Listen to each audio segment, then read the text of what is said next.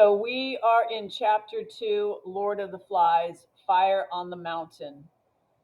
So I want you to think these kids have realized they're on an island. They realize there's nobody else living there.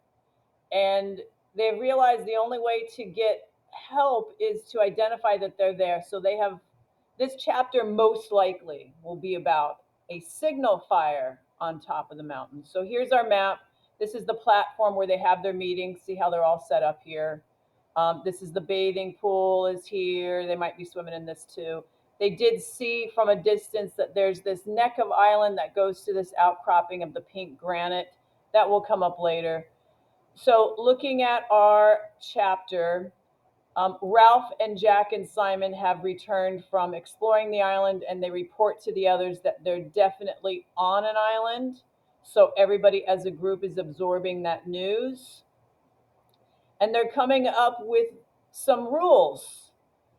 And one of the rules they come up with that is to, in order to have order within their,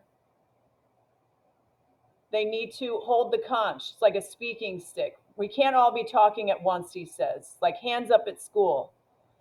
And so he says, I'll give the person the conch. And that's the shell, right? So the shell has started to symbolize order and keeping things together. And so Ralph is pretty excited about being on this island. Um, and he brings up the whole idea, my dad, the queen has a picture of all of the maps in her room, and my dad will come pick us up. And Piggy is the one that keeps pointing out, nobody knows we are here. Your dad's not going to come on his break and come find us. They don't know we're here. So he's like the reality thing. Our plane was shot down in flames. Nobody knows we're here. He has to say it a couple of times. And look at the reaction. The silence was so complete that they could hear the unevenness of Piggy's breathing. So that hits them pretty hard, right? And the sun's going down for the first time. So yeah, this is a big thing. Now they mentioned a couple other books, like this is why these 12-year-old and 6-year-old boys even are excited, is because they have in their minds these other books that were popular, like Treasure Island, Coral Island. You could even think of Smith Family Robinson, and they're all stories of people that through shipwreck and mishap have ended up stranded on an island, but have made a little civilized part of it. They've been able to live in order and decency. And this is exciting to the boys. Imagine it's in their consciousness about it.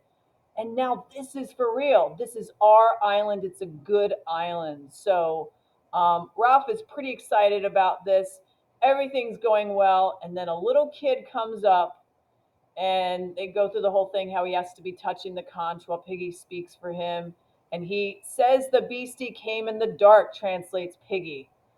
Now, this is like the whole idea of power of suggestion, of when somebody suggests to you that there's something out there, just the idea in your head is enough to freak you out. Well, this is going to taint this excitement of being on the island just by the mention of it.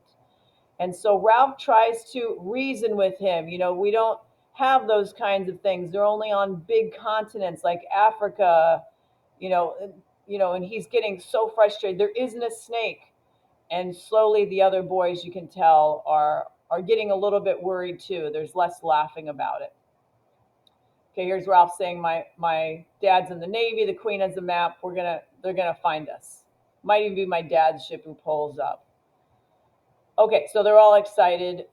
He's like, until they find us, we can have fun on this island. Now, somebody mentions that we can help them to find us a fire.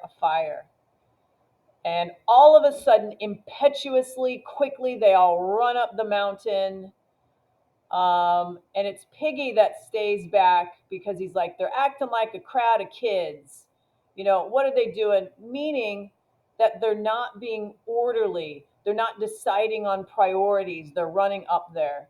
And then it talks about how they're all grabbing all of these. They're making a big pile of wood, etc. And they get up there, and then they're like, hey, do you know how to light a fire? No, well, I heard you rub two sticks together. Well, you got to use a boat, all this and that. Nobody's actually done that, though. So Just like I know that you rub two sticks together, create friction, you have tinder and get a spark, and you use your breath to stoke it. I've never done it though. And that's the situation they're going to be in time after time, is they know of things, but they've never done them. Okay, so Piggy comes up. Nope, he doesn't have matches. And all of a sudden, someone gets the idea we can use his glasses, Piggy's glasses. And they grab them and they do light the fire. It ends up burning out pretty quickly. And then it didn't make much smoke either. So they're going to have to figure that out too. And Piggy's like, you guys you went too fast with things. And the choir is going to be split up and they're going to keep the fire going, the signal fire going. So everybody's excited about that. They're going to watch the sea, look for some ships. And now Piggy says this ominous line, you got your small fire all right. What happens is the fire starts to jump from tree to tree, and it actually burns down the side of the mountain. So here's the results of their reckless, impetuous behavior. And Piggy is giving them a lecture about it. You're going to burn down all of our firewood. You're going to ruin all of the fruit, all of our food source. And then he says, I can't see. You're acting like a bunch of kids. I can't find that little kid that was here. Where's that little kid with the birthmark who was talking about the beastie in the jungle? And they start to realize they don't know where he is. So to give you a visual, it's burned down one side of the mountain. And this is pretty bad news, and it came from not planning. And Piggy's saying, hey, it's dark. We don't have anywhere to sleep tonight. Our priority should have been to make huts. So he's really giving them a lecture. All right, and that ends chapter 2.